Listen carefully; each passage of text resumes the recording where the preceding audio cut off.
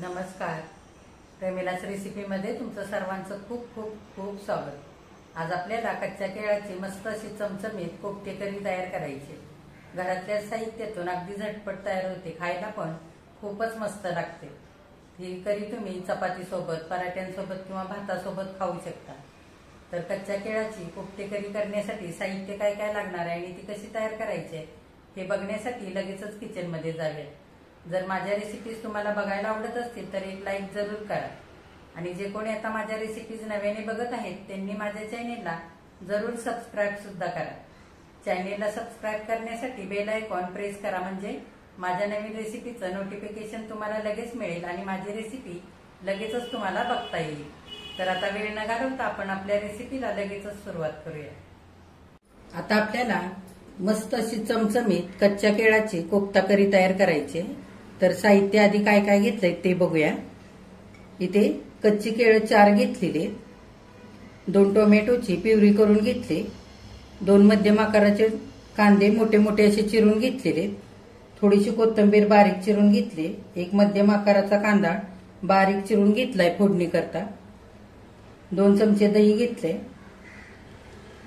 बेडगी मिरची 1 घेतली, सुकी मिरची, इथे चक्री फूल, मसाला वेलची 1, 2 साध्या वेलची, दालचिनीचा 1 तुकडा, 2-4 लवंगा आणि 2-4 मिरी घेतलेली. इथे बेडगी मिरची पावडर 1 चमचा, अर्धा चमचा लाल तिखट, थोडंसं आलं आणि 4-5 लसूण पाकळ्या, 2 चमचे बेसन पीठ, चवीनुसार मीठ, 2 मिरच्यांचे बारीक तुकडे करून घेतले, अर्धा चमचा जिरे, अर्धा चमचा जिरे पावडर, धने पावडर 1 चमचा, गरम मसाला 1 चमचा, अर्धा चमचा हिंग, अर्धा चमचा कसुरी मेथी आणि 7-8 काजू घेतलेले. तर सगळ्यात आधी आपल्याला केळं कुकरला लावून उकडून घ्यायचे. मी धुवून घेतलेले. आपण पाठीमागचा आणि पुढचा भाग काढून टाकूया. हे बघा, केळांचा पाठीमागचा आणि पुढचा भाग काढून टाकलेला आहे. आता आपण केळामध्ये थोडंसं पाणी घालूया आणि हा डबा कुकरला लावून 3 शिट्ट्या काढून केळं आपण उकडून घेऊया. 3 शिट्ट्या काढून केळं मी कुकरमधून बाहेर काढून घेतलेले. आता हलकीशी थंड झालीत, आपण केळाची साल काढून घेऊया.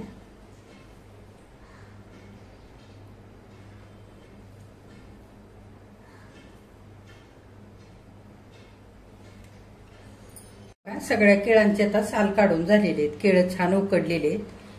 केळं उकडताना जास्त कुकरच्या शिट्ट्या काढायच्या नाहीत, नाही तर केळं खूप मऊ होतात आणि केळाचा खूप असा लगदाद होतो. त्याच्याकरता 2 किंवा 3च शिट्ट्या काढून केळं उकडून घ्यायची. आता आपण केळं खिसून घेऊया.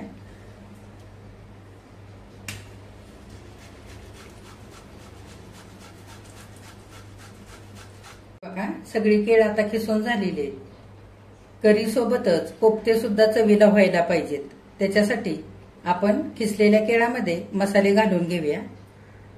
अर्धा चमचा बेडगी मिरची पावडर घालूया,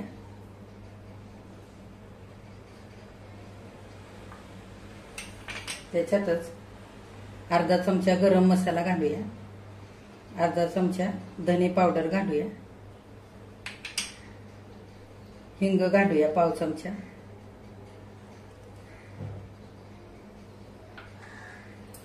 चिरून घेतलेल्या मिरच्या घालूया. तुमच्या आवडीप्रमाणे तुम्ही घालू शकता. नाही घातल्या तरी सुद्धा चालतील. तिखट सुद्धा तुमच्या आवडीप्रमाणे तुम्ही इथे वापरू शकता.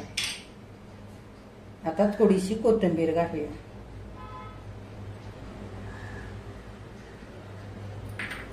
आता थोडंसं आलं खिसून घालूया.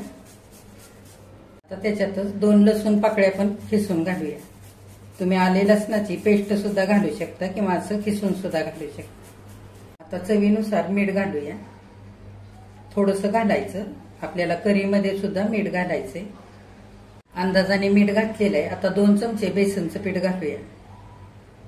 बेसनचं पीठ नसेल तर तुम्ही ह्या जागी कॉर्नफ्लॉवर सुद्धा घालू शकता किंवा 2 चमचे मैदा सुद्धा घालू शकता. आता हाताने एकजीव करून घेऊया. हे असं मिश्रण मी घट्ट मळून घेतलेलं आहे. मिश्रण जर सैल झालं तर 1 चमचाभर आणखी बेसनचं पीठ घालायचं आणि सगळं मिश्रण चांगलं घट्ट असं मळून घ्यायचं. आता आपण ह्या मिश्रणाचे छोटे छोटे कोफ्ते तयार करूया। हे बघा, सगळे कोफ्ते करून झालेले आहेत। आता आपण हे कोफ्ते तळून घेऊया। कोफ्ते तळण्यासाठी तेल मी आधीच गरम करायला ठेवलंय। आपण तेल गरम झाले का ते बघूया। एक कोफ्ता घालून बघूया। गॅस मध्यम करायचा आणि कोफ्ते आपल्याला 7 ते 8 मिनिटं चांगले तळून घ्यायचे। हे बघा, चांगलं आपलं गरम झालेलं आहे ते। आता बाकीचे पण आपण घालूया कोफ्ते तळण्यासाठी। एक साईडने चांगले होऊ द्यायचे आधी आणि नंतरच कोफ्ते उलटवून घ्यायचे।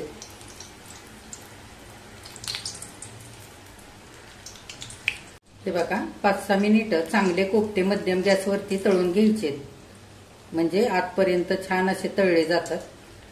सोनेरी रंग येईपर्यंत चांगले तळायचे। हे बघा, 5-6 मिनिटं मध्यम गॅसवरती कोफ्ते तळलेले आहेत। हे बघा, मस्त रंग आलेला आहे। काढून घेऊया आणि उरलेले सगळे असेच तळून घेऊया। बघा, सगळे कोफ्ते आता तळून झालेले आहेत। मी तुम्हाला एक तोडून दाखवते। हे बघा, मस्त आतपर्यंत असे तळलेले आहेत।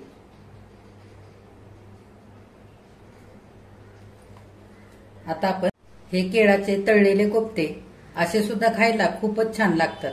तुम्ही हिरव्या चटणी सोबत, खोबऱ्याच्या चटणी सोबत किंवा टोमॅटो केचप सोबत सुद्धा खाऊ शकता। आता कोफ्ते तळलेले तेल मी सगळं काढून घेतलेलं आहे आणि अर्धा चमचा तेल कढईमध्ये तसंच ठेवलेलं आहे। मसाला भाजून घेऊया। कांदा घालूया, त्याच्यातच आलं आणि लसूण सुद्धा घालूया। चांगला आपल्याला भाजून घ्यायचंय। कांदा छान लाल करून घ्यायचा आहे। हे बघा, कांदा हलकासा लालसर सोनेरी असा भाजायला लागलेला आहे। आता आपण त्याच्यामध्ये काजू घालूया। सगळं चांगलं परतवून घेऊया। हे बघा, कांदा सुद्धा चांगला सोनेरी भाजलेला आहे। आता गॅस बंद करूया आणि मसाला पण थंड होण्याकरता खाली काढूया। हे बघा, मसाला आता भाजलेला चांगला थंड झालेला आहे। आता आपल्याला वाटून घ्यायचं आहे। मिक्सरच्या भांड्यामध्ये घेऊया। एक चमचाभर पाणी घालून आपल्याला सगळा मसाला अगदी बारीक वाटून घ्यायचा आहे। बघा, 2 चमचे पाणी घालून मी चांगला मसाला बारीक वाटून घेतलेला आहे। हा मसाला तयार करण्यासाठी तुम्ही थोडंसं ओलं खोबरं, सुकं खोबरं वापरू शकता किंवा मगज बी सुद्धा इथे वापरू शकता। आता आपण ग्रेव्ही करायला घेऊया। ग्रेव्ही तयार करण्यासाठी कढई मी गॅसवर ठेवलेली, 2 पळ्या भरून तेल घालूया। गरम झालेला आहे, जिरे घालूया। जिरे चांगले फुललेले, तमालपत्र घालूया, सुकी मिरची घालूया आणि खडे मसाले घालूया सगळे। आता आपण कांदा घालूया, बारीक चिरून घेतलेला। कांदा आपल्याला छान लालसर असा तेलावरती मस्त असा भाजून घ्यायचा आहे। कांदा छान सोनेरी रंगावरती तेलावरती छान भाजलेला आहे। आता आपण लाल तिखट घालूया, अर्धा चमचा। तुमच्या आवडीप्रमाणे तुम्ही इथे तिखट घालू शकता।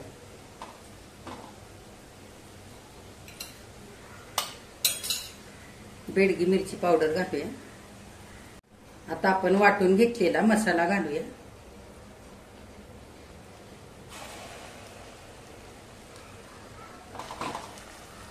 मसाला चांगला परतून घेतलेला आहे। आता टोमॅटो प्युरी घालूया आणि चांगले एकजीव करून घेऊया। चांगला मसाला एकजीव करून झालेला आहे। आता हिंग घालूया, जिरे पावडर, गरम मसाला आणि धने पावडर पण घालूया। सगळं चांगलं एकजीव करून घेऊया। हे बघा, 2 मिनिटं चांगला मसाला परतवून घेतलेला आहे। आता मसाल्याला तेल सुटेपर्यंत 2 मिनिटांकरता आपण झाकण घालूया।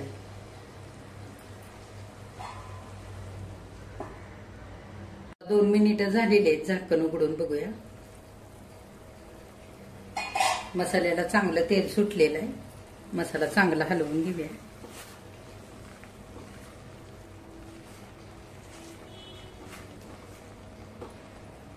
आता आपण 2 चमचे फेटून घेतलेलं दही घालूया. मसाल्यामध्ये चांगलं एकजीव करून घेऊया. दह्याने छान अशी ग्रेव्ही चवीला लागते. त्याच्याकरता 2 चमचे मी इथे दही घातलेलं आहे. हे बघा, मसाल्यामध्ये चांगलं दही एकजीव करून घेतलेलं आहे. आता आपण मिक्सरचं भांडं धुवून पाणी घालूया. मिक्सरच्या भांड्यामध्ये मी थोडंसं गरम पाणी घातलेलं आहे. सगळा मसाला चांगला एकजीव करून घेऊया. आता 2 ते 3 मिनिटाकरता झाकण घालूया आणि एक वाफ काढून घेऊया. 2-3 मिनिटं झालेले. झाकण उघडून बघूया.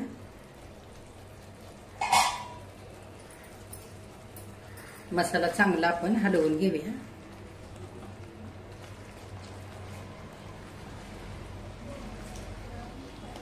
थोडीशी कोथिंबीर घालूया.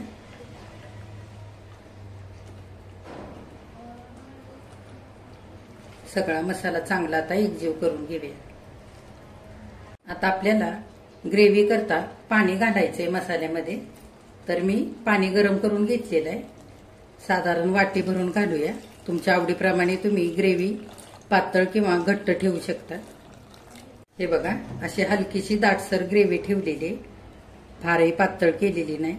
ग्रेव्ही करण्यासाठी गरमच पाणी वापरायचं, म्हणजे चवीला ग्रेव्ही छान लागते आणि तरी सुद्धा मस्त येते. आता आपण झाकण घालूया. 1-2-3 मिनिटाकरता गॅस बारीक करूया. 3 मिनिटं झालेली. झाकण उघडून बघूया. हे बघा, ग्रेव्हीला चांगली उकळी आलेली. एकदा ग्रेव्ही चांगली हलवून घेऊया. चवीनुसार मीठ घालूया. कोफ्ते करताना आपण पहिलं पण मीठ घातलं होतं. आता ग्रेव्ही पुरतं घालायचं.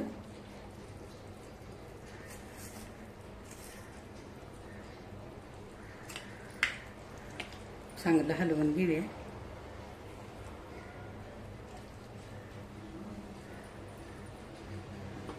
आणि कोफ्ते घालूया.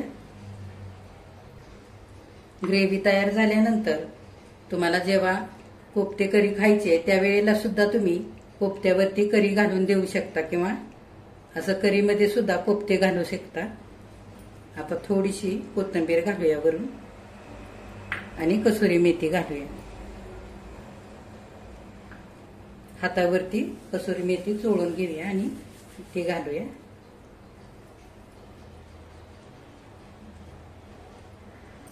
थोडीशी कोथिंबीर पण घालूया.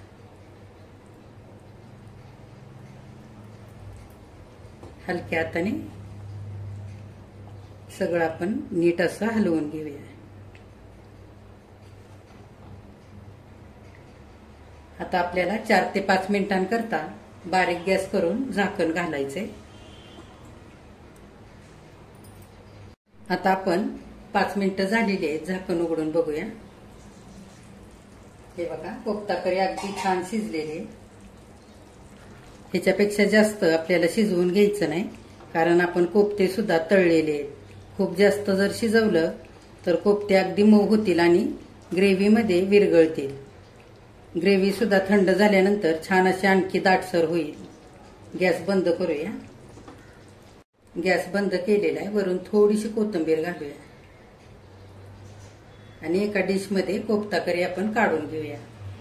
हे बघा, गरम गरम मस्त अशी चमचमीत कच्च्या केळाची कोफ्ता करी आपली इथे करून तयार झालेली आहे. अगदी मस्त झालेली. हे बघा, आपण हॉटेलमध्ये खातो ना, अगदी तशी ही करी तयार झालेली आहे. कमी वेळामध्ये आणि घरातल्या साहित्यातून अगदी झटपट तयार होते. ही कच्च्या केळाची कोफ्ता करी तुम्ही चपाती सोबत किंवा नान सोबत, पराठ्यांसोबत, भातासोबत सुद्धा खाऊ शकता. खायला अगदी मस्त लागते. तर तुम्हाला एक तोडून दाखवते.